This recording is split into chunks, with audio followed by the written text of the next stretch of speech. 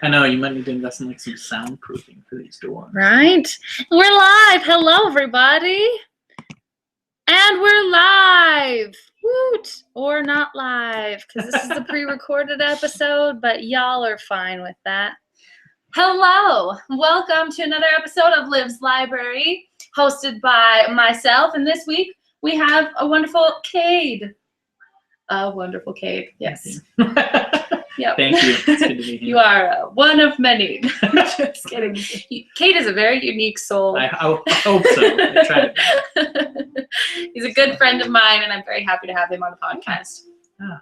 All right, so Cade, we're going to jump right on in. Yeah. And I'm going to ask you some great, very hard questions for you. These are what I live for. Oh, yes. Okay, first one, we're going to start it out light. Okay. What is your favorite quote? Oh, my favorite quote. That's a really tough one. You're really kind of putting me on the spot here. I told you, we're starting out light. Yeah. It makes me kind of nervous. I should be more prepared with my favorite quote. My favorite changes every week. No worries. Well, let me hear yours first. I don't ever actually answer these questions. Okay, that's not fair. Let's see here. Favorite quote. It can be by anybody. Huh? Mm-hmm.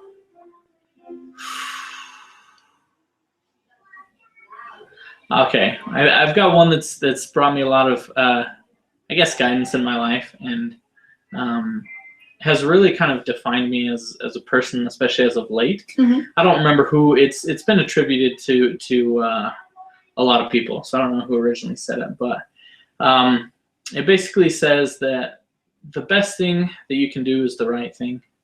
The next best thing you can do is the wrong thing, but the worst thing you can do is nothing. And that really, for me, just kind of outlines the importance of taking action, no matter what it is. Because it's important, especially in my life, to act and not be acted upon.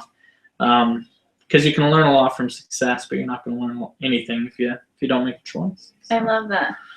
That's great. I think it is very important. I mean, you can learn, like you said, you can learn a lot from success. You can learn a lot from failure. Mm-hmm. But being stagnant never helped anybody. Mm-hmm. That's a great quote. Thank you for sharing that. Definitely. Okay, this one's a little harder, but I made it a little tough, easier. So I don't know. I made it a little easier with the first word. Okay. You ready? Right. What is your current favorite song? Oh, current favorite song. Okay. Current favorite. That's still tough. That's still a tough one because there's a lot of them out there. So I'm a big Skillet fan. Me and my wife both are. Awake and Alive by Skillet. That's probably one of my favorites. Such a good song. I got introduced to Skillet a couple years ago. Really? And I am a very big fan now. You need to go see them. We went and saw them when they were here in Salt Lake, and it's the best concert I've been to. I am very jealous. Yeah. So. I'm very jealous. That would be such a good concert to go to. Yeah, they're awesome. Okay, so this one I do more for my own personal benefit. Okay. So what is a unique fact about yourself that I don't know? Okay. See, that one's actually a little bit easier. So, so I have 4 other brothers, right? So Mm-hmm. there's 5 boys in the family, no sisters. You already knew that. Mm-hmm. But 3 of us out of the 5 boys were actually born with a very unique genetic disorder. It's called nanophthalmos. Okay. Throwing out the big words here. So basically what it means is our eyes didn't fully develop when we were children, and so that's why we have such terrible eyesight. And surgically, there's nothing you can do about it. So Really? I actually had a restricted driver's license all through high school. I wasn't allowed to drive over 40 miles an hour, so I couldn't go on the freeway. I mean, I did, but I wasn't supposed to. So I don't condone that behavior. So yeah, that's something you may not know about me. I didn't know that. Me and 2 of my brothers are pretty much blind, so. I did know you had bad eyesight, but I didn't know That's why. Yeah. Yeah. So yeah. That's really it's cool. It's really weird that 3 of the 5, in our family got it. So. Yeah. Yeah. All right. Okay, so this one is for everyone watching at home on screen. Okay. And watching the video. You have to get close to the screen for this one. And then when I say it, you do it immediately. Oh no. Okay? What is no make the best funny face? That's So I slightly got, terrifying. that's right. I know. That's the first thing that came to my mind. So was that. That was a very simple one too. Oh, yeah. That was great. I liked that. Okay, this one is for the audio listener. Didn't get to see the funny face. Oh, we're gonna go So, into noises now. We are. What is your favorite animal noise? You have to make it. Oh. Caw! Caw! There we go. All right. Now you have to tell I everyone don't know what what it was. it is. It's the birds you hear whenever you go camping. I don't know what they All are. right. All so. right. Is that a raven? I have no idea. Maybe a magpie? Oh, okay. It could be a magpie. Could be a magpie. I have no idea. Camping birds. Yeah. Camping birds. Okay. What is your favorite cheese? I told you they get harder as we go They're along. really hard. Really hard. Okay. Favorite cheese. So Beehive cheese is definitely my favorite brand of cheese. Okay. Okay. That's a Utah native Yeah, brand. I didn't know that, so that's good. But I mean, it makes sense. It is. So, being the Beehive state. They have a lavender espresso cheese, and it's phenomenal.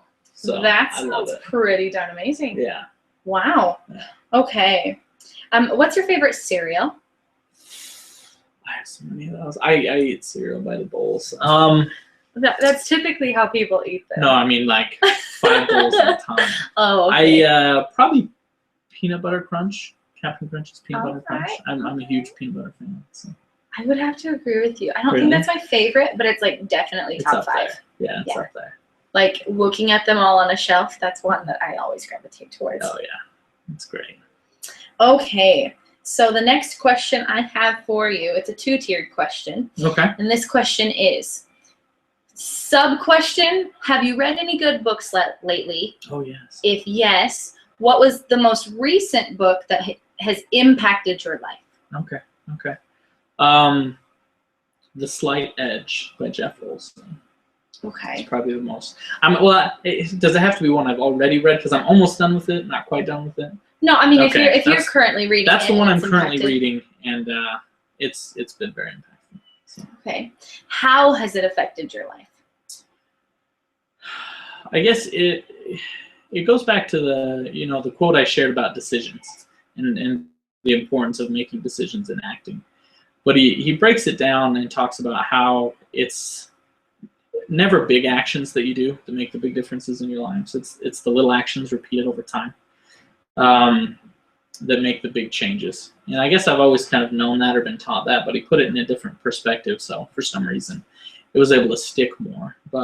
And so I've just been able to set little goals to accomplish every day. And as I see those pile on week after week, I've seen it make quite a dramatic change. So That's awesome. yeah. That's awesome. Okay, so you brought up the quote at the beginning, and Mm-hmm. then you brought up this book that's all kind of focused on like making decisions. And Right. you can make a good decision or a bad decision, but both are better than no decision. Right. So going into the topic of this particular podcast, which I titled Homes, Okay. I try and use one-word topics so that we can kind of give it a very broad sense of direction as Gives far us as some that leeway. goes. Yeah, it kind of leaves it a little ambiguous. Nobody quite knows what they're getting into until they watch it or listen to it. Mhm. So in kind of taking what you learned from the book, taking that quote and thinking about decisions, how has that impacted your life in the job that you currently are working and in helping other people make decisions with that job? No, definitely. That's a great question. So as a realtor, probably this has probably been one of the scariest things I've ever done in my life, was becoming a realtor. And the reason for that is it's 100% commission. You get no hourly anything. I mean, if you don't help someone to buy or sell a home, you don't make any money. So you can go weeks without a paycheck. You can have a couple paychecks in a week. And so just that whole straight commission aspect was very terrifying for me, very scary, because I'm one that's always loved, structure. Mm-hmm. But as I've taken into consideration that first quote I shared, and especially with this book that I've read, it helped me to build up the courage in the sense that, I'd rather try this and fail. I'd rather try this and have it be the wrong decision than never to have tried it at all. Mm-hmm. You know what I mean? And since I've tried that, and since I've made that jump, it's been totally freeing for me, to try something that you're totally scared out of your mind to do. But you can't be afraid of failure, because when you're afraid of failure, that keeps you from acting. It keeps you from chasing after your dreams. And so that's how, that book and that quote are the ones that got me into this job, that got me into this business. So that's kind of how that's affected me on the realtor side of things. Okay. So how do you use that mindset of making decisions to help those that you are working with make decisions on either buying a house or selling a house, or, how do you help them come to that decision? No, that's a good question. And so I work with people from all age ranges, but I do a lot of work, especially with first-time home buyers. And for any first-time home buyer, I'm barely a homeowner as of last October, and that is one of the biggest financial decisions you will ever make in your life. And so, of course, it's very terrifying for people. They'd rather rent than buy a home because that's what they're comfortable with. They're scared of this big commitment of buying a home. But I have to show them, and I have to tell them, help them to see the benefits that come with owning a home. And even though it is a big, scary decision, if you want certain things in life, you've got to take certain steps. And in order to be, obviously there's a time and a place in everybody's life to buy a home. Maybe now, maybe later. But in order to help secure yourself financially and to build your financial wealth, it's very important to own a home and to be working towards that investment.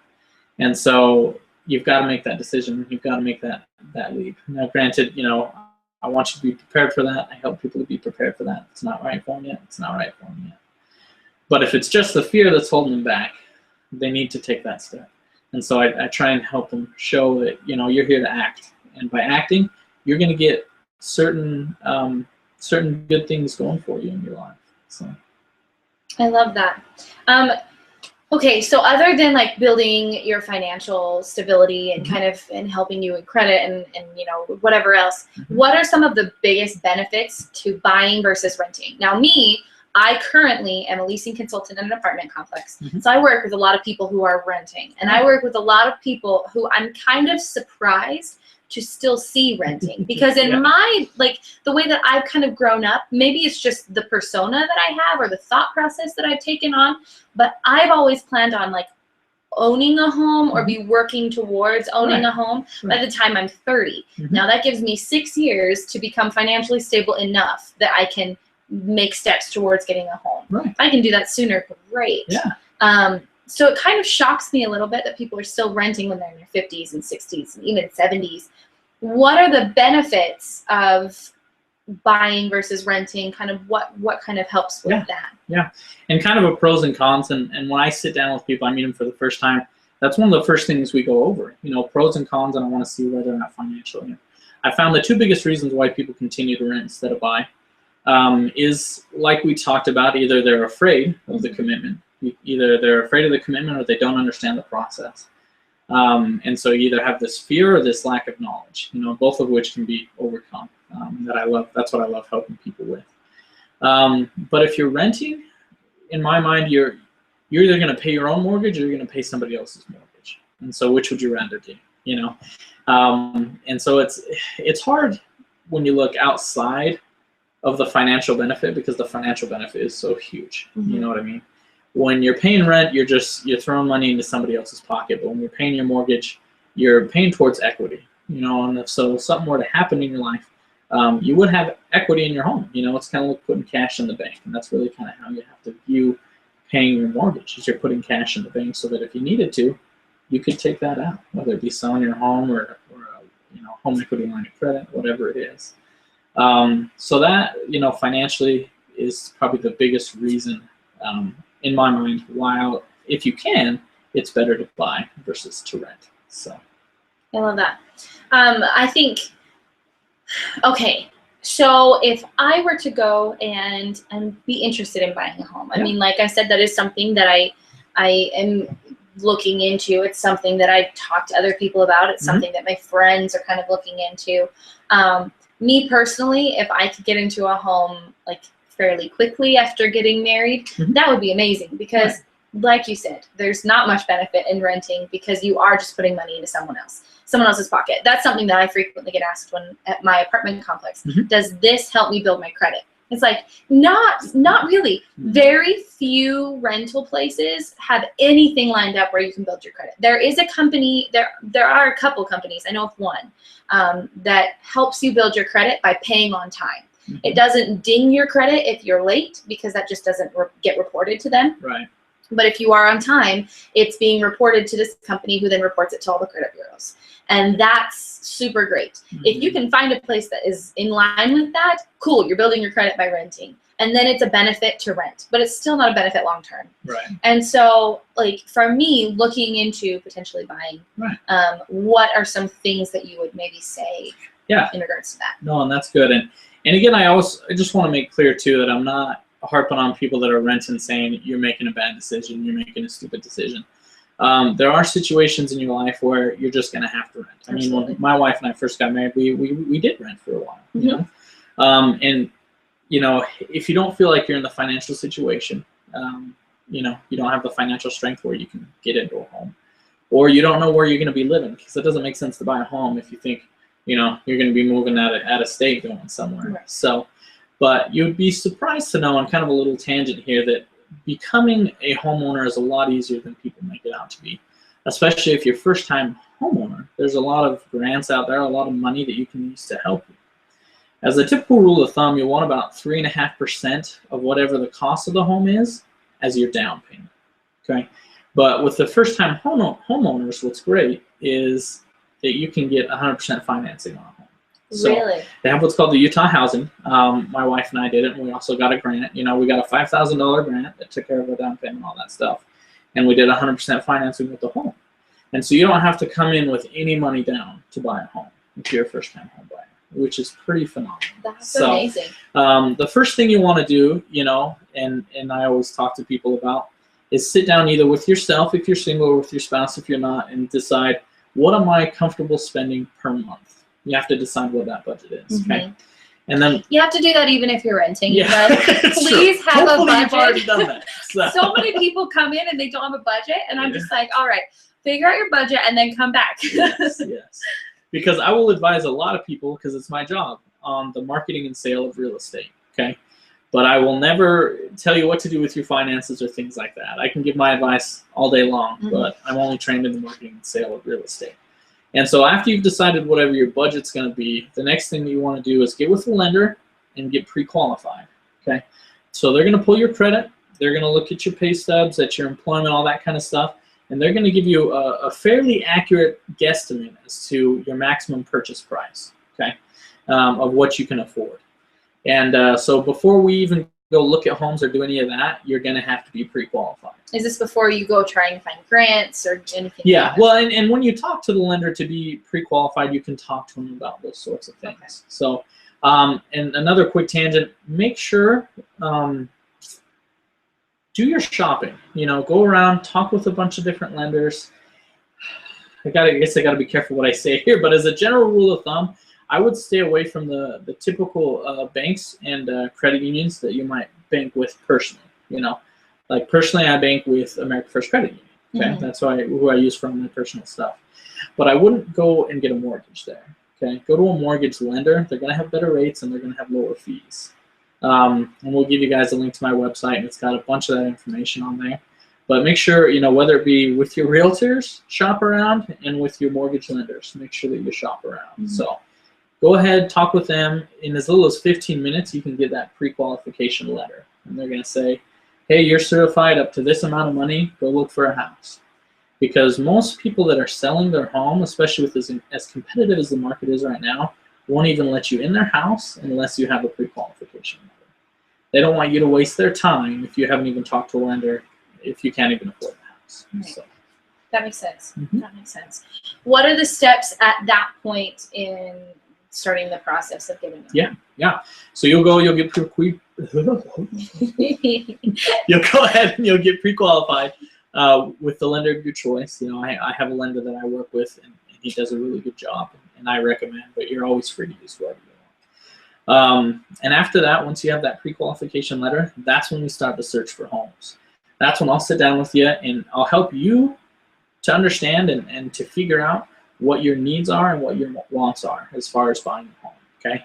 And after that meeting, once we've nailed it down as far as what you're looking for, that's when we start looking for homes. So I'll get online and I'll be sending you, emails every day whenever the market's updated with new listings, and I'll send you over those to your email. Then out of those, whichever ones you like, we'll go ahead and take a look at them. If you find the one you like, that's when we get to the offer stage. We'll sit down and we'll write an offer on the house. And I always like to go, through those paragraph by paragraph, step by step, to help you understand what that is. But you'll write up the offer, we'll send it in, and within 24 hours, we'll hear back from them. They're either going to accept it, they're going to reject it, or they're going to give you a counter offer. They're going to say, well, we like these things, but we want to change these things. And that's when you have the opportunity to do the same, accept it, reject it, or counter offer.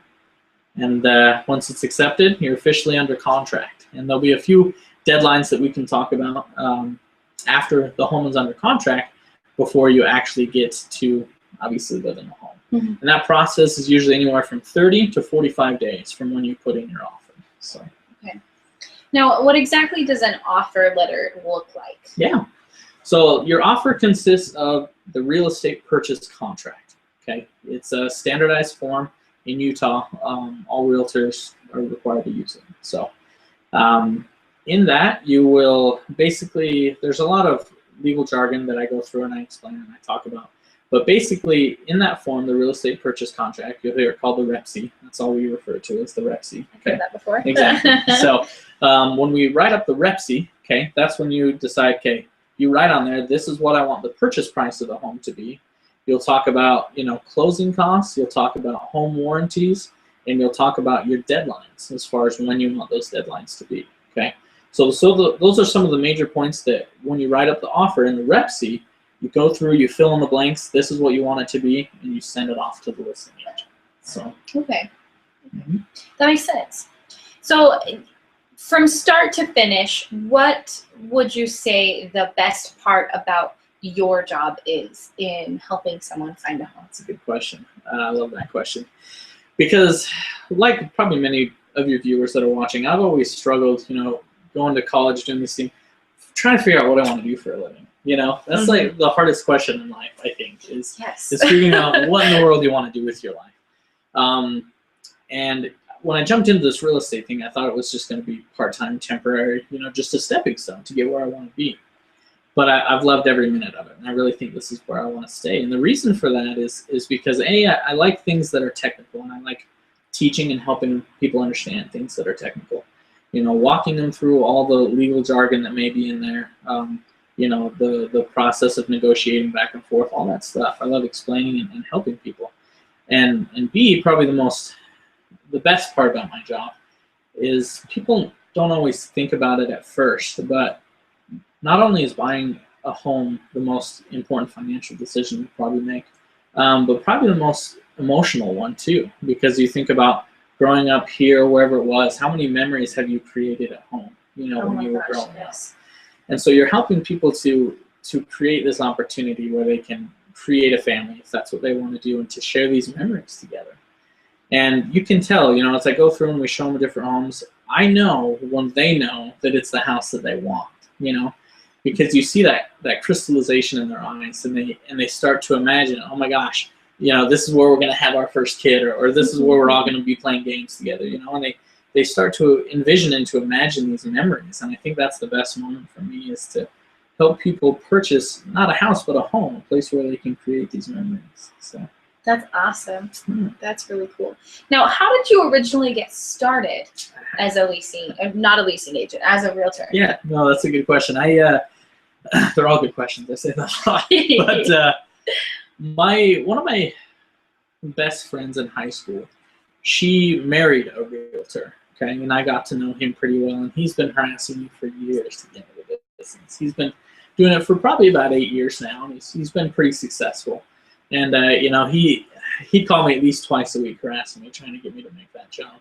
As I've gone to various jobs, working at banks, at call centers, plasma centers, I feel like I've done it all. But through all those things, he's been calling me, harassing me, and telling me to make the jump.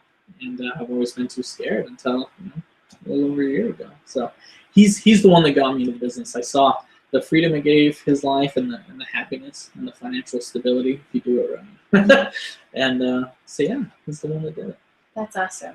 You gotta love when friends kind of just reach out and do that. Yeah, force you to do things you don't want to do. Pushy sometimes, but in the end, you know that they're just doing it because they love you. And I think that's super great. It's so good to know that you have people in your life who are willing to reach out and be like, okay, I know I'm annoying, but have you changed your mind yet? Because I know you're going to, and when you do, you're going to regret not doing it sooner. Yes.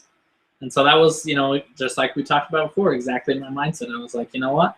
That I'm going to quit my full-time job, and I'm going to do this full-time. And I don't care if I fail or not. At least I tried it. At least I knew.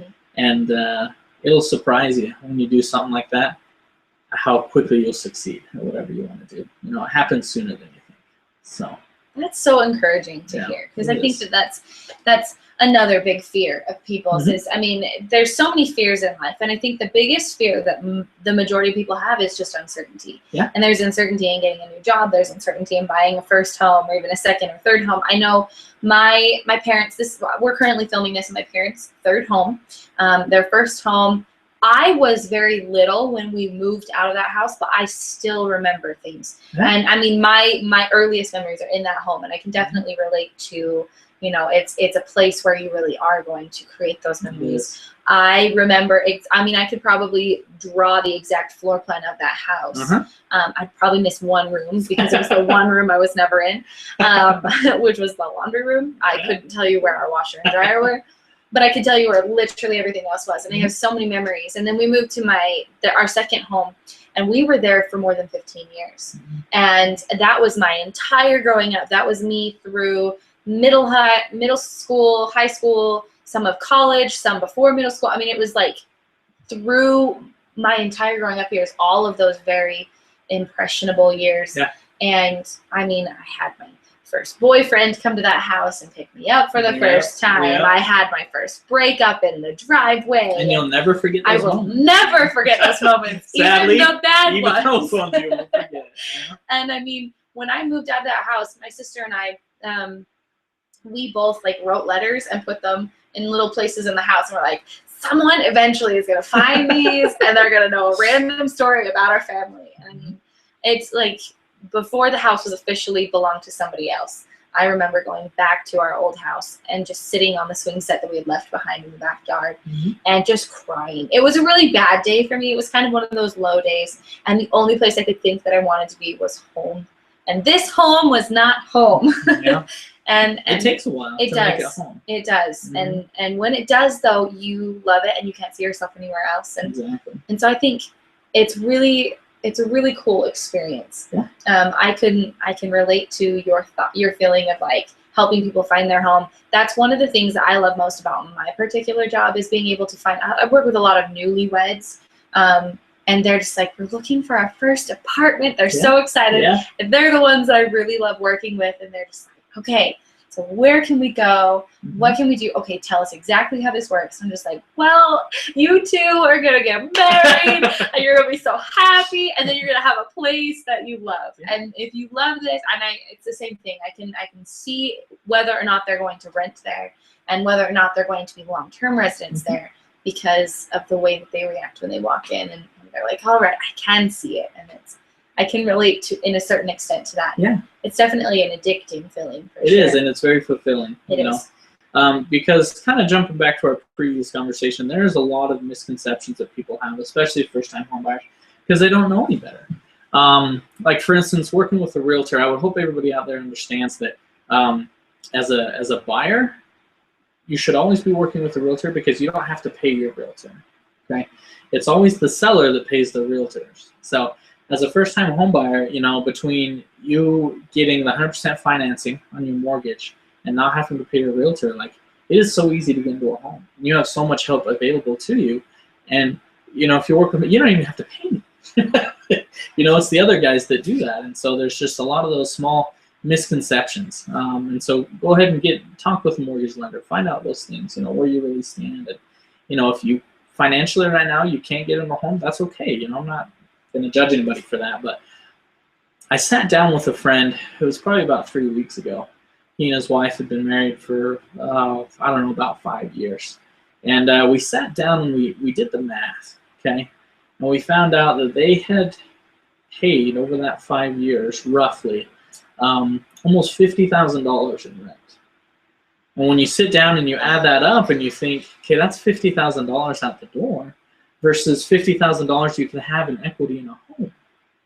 You know, and it was kind of a hard moment for him, but it was a really light bulb moment showing that it's almost better to get into a smaller home that you can afford now, just so that you can be building some equity in it. So, because, you know, 5-7 years is typically when people move again, and you can sell your home and make, you know, $40,000 to put down on your new home. So yeah, that's really cool. I had a question that I was going to ask.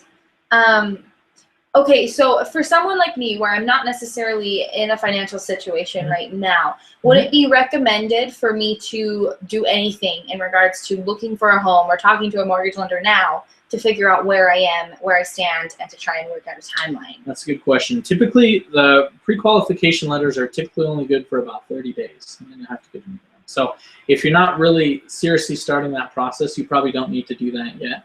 But there are expenses and things that you need to save up for. Again, for instance, if you're not a first-time home buyer, you're going to need at least 3.5% of whatever the purchase price is for your down payment. So go ahead and work and start saving on that, okay? And whenever I sit down with people for the first time, I like to explain to them all the hidden, you know, fees or anything that may come up, just so they're aware of it. We talked a little bit before about, you know, these different deadlines that you'll have. And I want to, if it's okay with you, get into that right here for a minute. So once your offer is accepted by the seller, we then go into this period where you have a few different deadlines that you're working towards, okay? And that first deadline is going to be what's called your buyer's due diligence deadline, okay? And so by that time, and it's usually about a week and a half after the offer is accepted, during that time period of about a week, you have the opportunity to get an inspection on the house and to go check everything out about the house that you can, just to make sure that it's up to par, okay? And if you do an inspection and something comes back bad, you know, the foundation's cracked, there's water damage here, then you can get out of that contract with no harm, no foul, okay, which is really nice, as long as you do it before your deadline. So that first deadline is really for you to do your homework, do the inspection and that kind of stuff, make sure that gets done. And your inspection is usually going to cost you about $300. And so that's a cost you're going to want to keep in mind, and that's something you're going to have to pay up front. Okay. And so after that, your next deadline that you're going to be working towards is called your financing and appraisal deadline. And that deadline, in that time period from accepted offer to the financing and appraisal, that's when you have to have all your financing with your lender figured out. Okay. And the appraisal has to be done on the house. They do an appraisal just to check the value of the home. So for instance, if people are selling the home for $250,000, okay, but the appraiser goes out there and he finds out, hey, this home's actually only worth $230,000, okay? Just so that you don't end up getting, for lack of a better term, screwed on a house, okay? And that appraisal is usually going to cost you about $500. So that's something else in cash that you have to be prepared for, okay? And then last but not least is what's called your settlement deadline. That's when, you know, you and I will actually sit down with the title company and sign all the final paperwork. Okay, and it's usually 24 to 48 hours after that that you actually get the keys to your new home. Okay, and so those are the major deadlines that you work towards after the home is under contract. So you need to keep in mind, save up money for your inspection, save up money for your appraisal, and save up money for your earnest money, which I don't think we talked about, did we? No, we didn't. Okay, so earnest money, okay, is money that after your offer is accepted that you put into escrow or you put into this middle account, and it just shows that you're really earnest about purchasing the home. You're really sincere about it. You really want the house. So that way, when you go under contract, if for some reason you were to bail or back out or say, I don't want this anymore, then the sellers get that money as damages, okay? Because while their home is under contract, they took their home off the market. So they missed out on all this marketing time, they've wasted all this time, and so that earnest money goes to them because you backed out. It goes as damages for them. Now, if you go all the way through the process, then that earnest money just goes towards the loan, so no harm, no foul. But if you have a home that you're purchasing that's under $200,000, you can usually get away with just about $500 in earnest money. Okay. Really? Yeah. So that's something else you want to keep in mind. It's got to be about $500. If it's a home that's over $200,000 that you're purchasing, you typically want to do about 1% of the purchase price of the home, whatever that may be. Mm-hmm. And those are just kind of general rules and guidelines and things that can be changed as deemed necessary, by my advice or whatever you want to do. But yeah, so you've got your earnest money, you've got your inspection, and you've got your appraisal. All that money is money that you need up front and be ready to have and kind of fork over. So even if you're doing the 100% financing and things like that, that's probably the number one thing that I would do is make sure that you've got that stuff ready. So that's awesome. Mm-hmm. That's great. It's good to know in advance all those expenses, because I feel like sometimes people don't tell you, and they don't. What? And then I look like the bad guy, so that's why I Right. like telling people about those. So no, I appreciate that a lot. That's definitely something that is good to know. Mm-hmm. Thank you kindly. Yeah. Are there any other things that you would say are beneficial to know for someone looking at buying a house, whether first time or fifth time, Right. whatever? What would you? Any other things that you would recommend? There's so many things. So it's gonna be a long podcast. No. But you'll notice that there are a lot of home searching websites out there. You may have heard of Zillow and Mm-hmm. Trulia, websites like that, which are wonderful websites. They're good to go through, but at the same time, you need to be very careful. And the reason for that, especially KSL, even though I love KSL, that's where I got my first buy. But you need to be very careful because those websites aren't always accurate, and they're never updated as fast as the MLS. Okay, and the MLS is the multiple listing service, and so they're the ones that keep in charge. If you're working with a realtor, they keep in track of everything. So all the homes that go on the market, all that stuff. Okay, multiple listing service, and they have a website that's called UtahRealEstate.com. And that website, even though it's kind of funny to navigate and maybe not as appealing as Zillow and Trulia, is going to be your most accurate website. Okay, I've had people that have sent me links off of KSL, off of Zillow especially, and they said, hey, I want to go see this home. I'm like, okay, great. And so I jump on the MLS on UtahRealEstate.com, and I find out that home was sold 2 months ago. Mm-hmm. And so it really, just so you don't get your heart set on something, I'd make sure you would always go there. Even if you're looking on those other websites, which is great, always fact check it with Utah Real Estate. That's probably going to be your most accurate website, most up to date. That one's updated daily. So that's good to know. That's Mm-hmm. good to know. I've noticed the same thing with renting. Yeah. I update all of my listings almost every day for my website, for my apartment complex. Mm-hmm. But even still, people will constantly call me, hey, what about this? No, that's not available. It hasn't been available for a while. It says on the website. Yeah, I know. I took that down a long time ago. Yeah. We don't have anything for you. Sorry. So I mean, I can definitely. You really have to be careful out there. You Yeah. really have to be careful. And some other things too. When you write up that offer, you can negotiate a bunch of things. The most obvious of that is the purchase price, whatever you want to purchase the home for. But another big thing is closing costs, and that's another thing that first-time home buyers may not be familiar with. And that is costs that have to be paid to the lender and to the title company for all of their work. Okay, and so that's out-of-pocket stuff that, I mean, it's not going towards your mortgage, and you'll never see that money again. Mm-hmm. So it's kind of tough money to spend. But like with me, all the clients I've worked with, not one of them have had to pay closing costs. And that's because we can negotiate and ask the sellers to pay for the closing costs. And that's just another way that you literally don't have to come in with any money. You don't have to pay for your closing costs or anything like that. Because some of those can be kind of steep. They can be as much as 3% of the purchase price of the home. Oh, wow. So, I mean, you're talking anywhere from $3,500 to $4,500 in cash that you'd need to pay your own closing costs. And so that's another thing that we can negotiate. And typically what we'll do, it's sorry, I'm getting into it a little bit here. You're fine, go for it. But, if you have a $170,000 house, but they're not willing to pay your closing costs, sometimes it's beneficial to say, okay, fine, we'll pay $173,000 for the house if you pay our closing costs. Just kind of a weird way. It seems like you're just shuffling money around, but that way you don't have to come to the closing table with any money, and your mortgage is only going to be maybe $6 more a month to have that covered. So, right. And that's another good reason it's good to have a realtor, because there's so many different ways you can negotiate an offer to get what you want. It's going to work in the best interest of both you and the other party. Yeah. So, It's good to have someone who knows what they're doing. it's true. It's worth it. So. No, definitely. I'm learning a lot right now. Mm-hmm. This has definitely been one of probably the most educational podcasts that I've had. Just because it's a subject that I don't know much about. And no first time home buyer. I didn't know anything. You know, yeah. What are some of the things when you were going in and getting your realtor's license? What are some of the things that you had to learn that were like, I don't know, maybe some of the things that were kind of surprising to you? Yeah.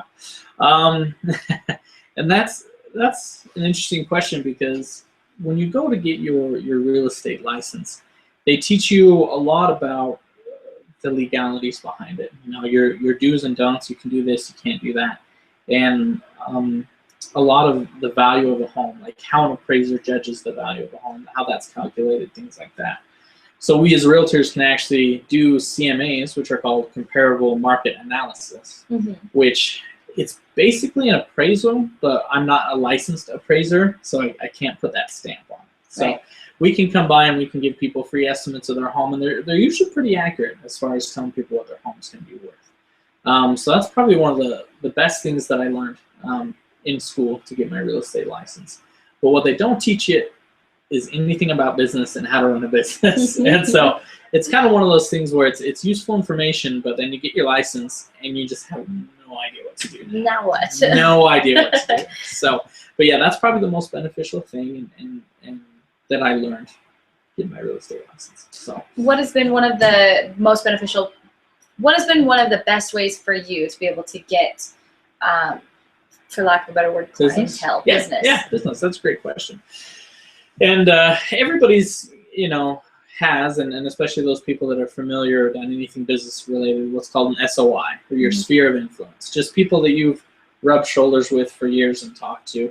And honestly, word of mouth through my SOI is how I get, I would say, 85% of all my business. Really? So it's talking to people like you. It's talking to my other friends and just saying, hey, who do you know that maybe needs some real estate help or needs some questions to answer? That's how I get most of my business. So outside of that, meeting people at open houses, door knocking, things like that generates me a little bit of business. But word of mouth is so powerful, and people are going to go with somebody that their best friend recommended over some Joe Schmo they met on the street. Right. So that's definitely the most powerful way to build businesses, through the friends and family.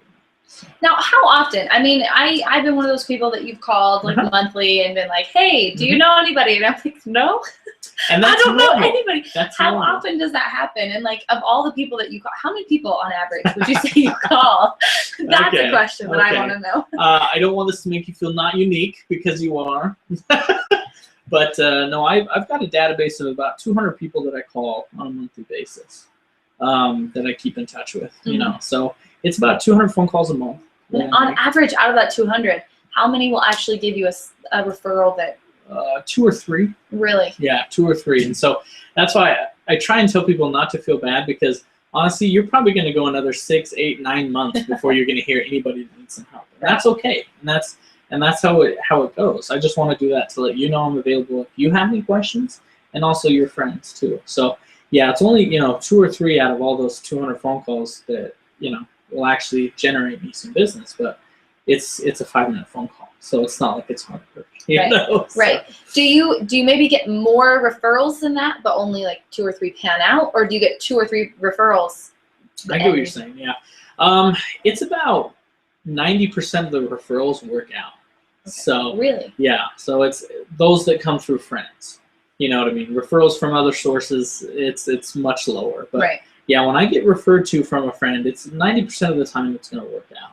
I'll have 1 or 2 here or there that just kind of fizzles out and doesn't pan out, or maybe they're not ready at this time to buy or sell. But yeah, about 90%, I would say.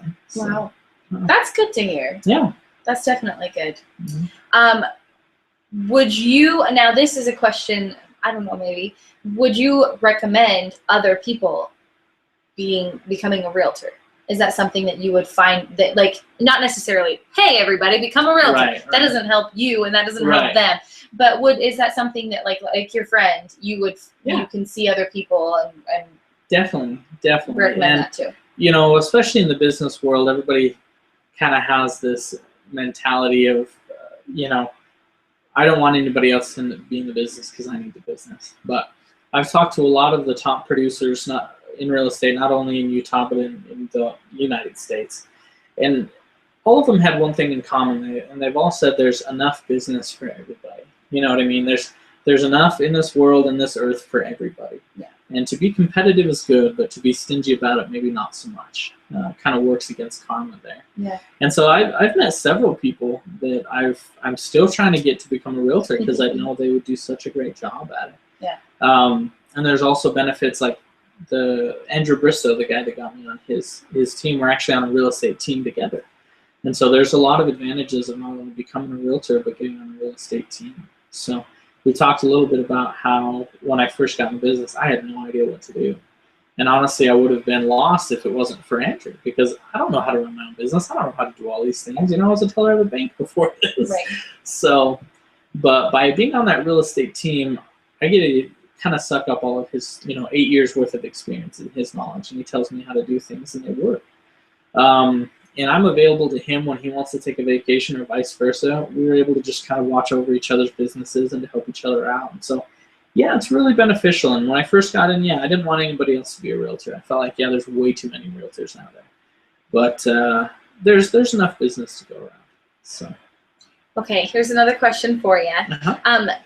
Now, probably 3 years ago, I started seeing lots of signs on the end of like busy corners where there was a lot of traffic, where it'd be like, become a realtor, like make this much money, call this number. What is your opinion of that? That's a great question. I found it annoying. Oh, beyond annoying. Beyond annoying. And here's why.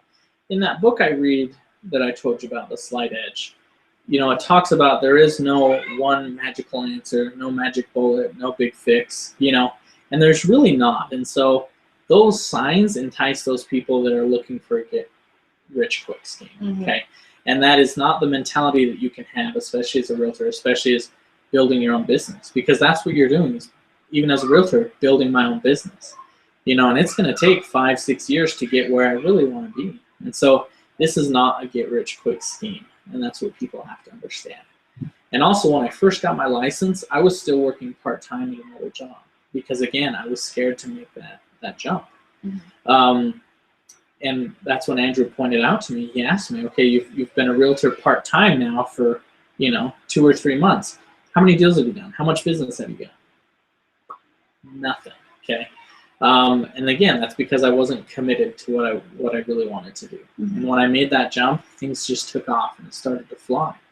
And so even though there are some realtors out there that can make it work part-time, again, I probably shouldn't say this because I'm sure people out here know a realtor that works part-time, but I would only trust a realtor that works full-time. And the reason for that is, A, when they're working their other job, they're not going to be available to help you, which is so important, because my client's time off is my time on, okay? This is a nights and weekends business. That's what I do. I last week was showing a home at 6 a.m., and also putting an offer in at 11:30 at night. So it's all over the place, and you have to have that flexibility, especially in today's market where things are going so fast. You as a buyer or a seller need that flexibility in your realtor. You need to have it. And the second reason why I would only trust a full-time realtor is because you almost have to ask yourself, and I know this is going to sound kind of rude, but if they were a good enough realtor, they wouldn't need another job. Right. Okay. If they were a good enough realtor, they'd be able to have enough success to be able to have that be their only source of income. So, and again, I know that's kind of harsh, but that's just my opinion and my beliefs is, look, realtors work for you, okay? And that's what, buyers and sellers need to understand, is that they're in charge and I work for them. And so you need to have good employees. You need to have someone that's 100% available to you, and that they're not trying to serve two masters. Right, absolutely. No, you're saying that, and it made me think. My parents have had the same realtor for forever and a day. I can think of what she looks like. Yeah. Because she sent calendars to us every year. We get a Christmas card from her. Yeah. I don't know this woman. Yeah. Not at all. But she knows all of our names. And she has gotten to know my family. And my parents genuinely, I don't know if they consider her like a friend, like, oh, we'd hang out with her on the weekends, but like they consider her someone that they trust and someone they respect, and vice versa. I feel like that relationship. They don't consider her a salesperson. No, definitely not. She has reached out. I mean, we're not looking to sell or buy right now as my parents. Right. You know, and they weren't for a long time. We lived in the same house for 18 years. I lived there forever. And you know, we weren't looking to sell then either, but she was still reaching out. She was still, I mean, she's like, I'm not going to be discouraged because you guys aren't ready right now. I just want you to know that when you are in 15 years, I'm still here. That's what it is. And I thought that was so cool. And you saying that, I think that really does speak very true. It's not a part-time thing. It's kind of something you're making a commitment to these people potentially forever. Like, I mean, she really has. She's kind of stuck with our family, which I'm shocked about. Because my family's not someone that flips houses or whatever else. And that kind of takes me into another side of things. You said that you work a lot with first-time buyers. But what are your thoughts on home flipping? Do you work with people that do that? And what are your thoughts on that? The lender I work with does. I personally haven't done much home flipping. If you've got the capital up front to do it, there's no reason not to. Especially with as fast as things are going in today's market.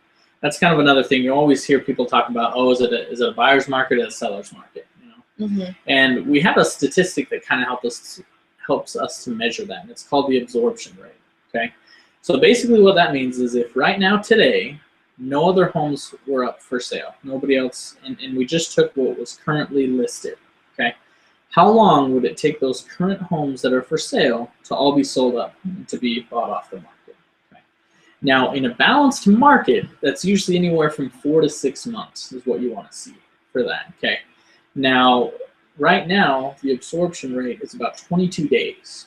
So, versus 6 months. Okay, in 22 days, all the homes in Utah would be bought up, and so it's such a competitive market right now. And you're running into multiple offer situations all the time, which is another reason it's important to have a realtor. And so those people that can and do flip homes, they can make a lot of money. And you have to again have the capital up front to be able to do that. I mean, you've got to be able to fix the home and do it in such a quick and short amount of time that you're not wasting money making the payments on the house. Right. You know what I mean? And so there are some legal things that you have to be careful of, but overall. If you're motivated, I say go for it. So. Does that benefit you in any way? It can. Yeah, most of the time they'll work with a realtor to sell the home that they flipped or to buy the new one. So yeah, if I were to work with people that consistently flipped homes, that would definitely help me out if they choose to work with a realtor. So. That's really cool. Well, I think that's kind of all the questions I have. I've learned a lot, and I can't really think of anything else off the top of my head. Right. I think this has been a good podcast. I think so too. Thanks so much for joining me. It's been good to be here. I reached out on Facebook, and Cade responded and was like, hey, let's do this. And I was like, that is brilliant. And you're on my list for 2 different things. And I was like, I could talk to him about both. So curious to know what the other one is. I'll tell you after. But it was definitely, I mean, I was like, oh, we get along, we're friends. Why don't I utilize it? Yeah. I use my friends, people. That is how it works. That's what they're there for. Exactly. The sphere of influence. That is what it is. As long as they understand that too. Exactly. I use you use me. Yeah. We use each other. It works. Help each other. You're not using it. Help each other. Yes. Utilize the connections that you have, because that's what having friends is for. You're utilizing the friends that you have to fulfill your need for companionship and I mean everything. I mean, there's so much. I think that's very powerful. Okay. So to end this podcast, there is one more question that I have for you. This is it a hard one? No, this one's fairly easy, and it's the only question of the podcast I answer too. Okay. And it's one of my favorite things to answer. So I'm scared. Think about what it could be. Okay. And you guys at home, you know what this part is. You know the question. You know it is that time. So go ahead, comment below. Let me know. What was your weekly obsession in this last week? What have you been most obsessed with? Most obsessed with. Okay. That's a good question. Man, it's just gonna make me sound weird. So my weekly obsession, huh? All right. So, well, I told you we bought a home in October, Mhm. right? And it's needed a little bit of remodeling, a little bit of updating, and I like doing that handyman work. So I'm not good at it, but I enjoy doing it. And so I think the thing that I've obsessed over most this past week was I needed a new drill driver, and I just bought one today. And that shows that I guess I'm old or something. But that was the thing, you know. I was probably on the internet for at least a half hour every night, just doing my research, looking up different stuff, you know. And that's what I wanted, and that's probably what I was obsessed about. It's pretty sad, isn't it? No, that's great. That's Right. great. That's, to be completely honest, I'm the same way. I love the handyman stuff. I love building things. I'm terrible at it, But it's fun. but it's so good. fun. And that's super funny that you say that, because my weekly obsession, and I'm pretty sure this is going to be the answer for the next like 4 podcasts that I do. My weekly obsession has just been DIYs, and specifically like DIY pillows Okay. and like home decor. Because I am getting ready to Are you move. a self-proclaimed seamstress? No. My mom was really great when I was younger at like forcing. She didn't force me. she highly encouraged my sewing, and I made my own dresses for different shows and things. So I mean, I definitely have experience. It's been a long time since I've done anything that intricate. But I can follow instructions, and I can probably make a dress or a cloak or something else. Right? Exactly. Yeah. So I've been watching a lot of YouTubers and trying to learn what they do. There's this one girl, she does like nothing but pillows, and I've just been looking and like getting all these great ideas. And she suggested some really cute ideas for like a desk. I'm getting ready to move. I'm moving to DC, and I need some things that are easy to take with me or easy to make when I get there that will help me make wherever I'm living more homey, help it make it a place that I'm comfortable with. So that's what I've been most obsessed with, is trying to figure out like what I'm going to put on my pillows, if I'm going to make a bedspread too, or like it's almost what as weird as a drill. That's nice. Oh yeah. That's good. I've also been like budgeting out, okay, so I have to get hot glue, and I have to get thread and needles. How much is this going to cost me? When am I going to find time to buy it? The list that comes with it. You know? Yes, exactly. So I'm very glad that yours was like similar to mine. Weird. I'm a very practical individual, you know, almost so much it hurts. You know, I'll never spend money on something that's not practical. Well, except for the motorcycle. It was a beautiful bike, it though. It was. So the same kind of thing. We're just very practical minded, and it's kind of weird, you know. Yeah. It's weird as you get older to see the things you get excited about versus the things you were excited about as a kid. Right. You know? Oh my gosh. So. I was talking about that in one of a podcast recently. In this year, this calendar year, it is April 26th or something. In this calendar year, I've spent over $600 on books. Wow, that's impressive. I've been building my library. But that's a good investment. Oh gosh, it is, and it's. I mean, you can never go wrong with books. Yeah, and one of the biggest. True. There are some books that you don't need to buy. But I mean, like, I've been supporting different people that I feel very passionate about, and a lot of people have come out with books recently, and I'm like, well, I'm gonna go buy them because I want to support them. They're books that I do want to keep in my library, and so that's cool. Building my library, and I mean, that stopped me from doing other things with my money. It usually does. So.